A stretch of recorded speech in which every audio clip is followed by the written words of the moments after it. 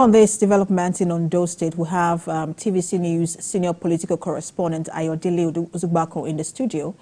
And then in faraway Ondo State, we are being joined by TVC News Aiyedatiwa, who joins us live via Zoom. Let me begin with you. Well, we have two Ayos tonight. In Ondo State, our correspondent. Let me begin with you. Give us an update on this latest development and then how the residents of Ondo are reacting to this. Let me first start to tell you that the House of Assembly has met on this issue at the parliamentary meeting, and what they've been able to resolve will be taken, the action will be revealed to members of the public tomorrow. They'll be sitting tomorrow to transfer power to the Lucky Aiyedatiwa to be acting, to act for the governor and to be in charge in the state. I can tell you that the people, yes, they are happy because the state has been faced with crisis in the last 3 months because the governor has not been available and there's nobody to act on his behalf. So for now, the people appear to be happy and they are ready to work together with the government to ensure that dividends of democracy are delivered. The people are the ones suffering because when the government is not available, there's nobody to act in that capacity. So it has been very difficult for developmental projects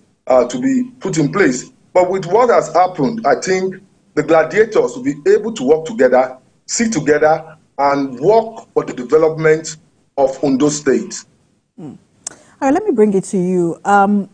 Interesting development in Ondo State where we see all that has been playing out when it looks like, look, this was never going to come to an end and this would never happen where the governor will, transmit power to the deputy governor. Talk to us about all the events and activity that led up to this. This is just build up ahead of 2024 governorship election. It's a simple power play. And unfortunately, Ondo State House of Assembly is caught in the web of this shenanigan because it's a straightforward thing. Once the governor is not around, the deputy governor is meant to be acting on behalf of the governor. But because there are interests within the state executive council that are eyeing the seats of the governorship, I have it on good authority that 3 of those people from the Southern Senatorial District are in that cabinet that want to succeed Governor Rotimi Akeredolu, and they don't in any way, because the deputy governor is also from the Southern Senatorial District, so they don't in any way want him to have a kind of edge ahead of them. And also the speaker has also been accused of complicity in this bill. But whatever it is just like a storm in the teacup. Now, the governor was not even able to sign his signature. It was said to have been done electronically, whether his signature or not. But the truth of the matter is that Ondo State House of Assembly, whether they like it or not, Aiyedatiwa is the acting governor of that state. And whether they proclaim that is left to be seen by them. Now, if they proclaim that, the difference will be that the man will be able to take charge, executive charge of the states, and will be able to perform the function that he wasn't able to perform when the governor was still around.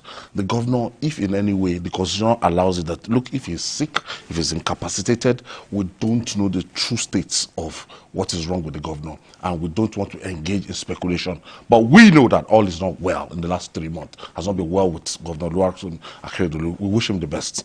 But what Nigerians are saying, what people are saying is that, look, immediately the governor is not there, the deputy governor should take charge. So for whatever calculation, whatever permutation it turns out to, once you choose your deputy governor, you sink or swim with your deputy governor. Your deputy governor should take charge. And just like you said, we wish him all the best and we wish him quick recovery. But people are now drawing a parallel between this and what happened during the former president, Aiyedatiwa. We also saw the intrigues around, his health. People were trying to dance when the former Attorney General, Michael Andoakwa, went to Saudi Arabia. They were forging the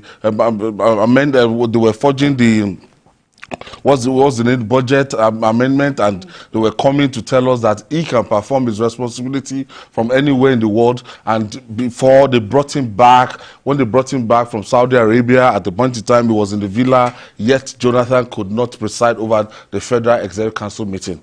So it was when the country was about to be thrown into a chaos, a constitutional crisis, that the National Assembly actually invoked what we call the doctrine of necessity.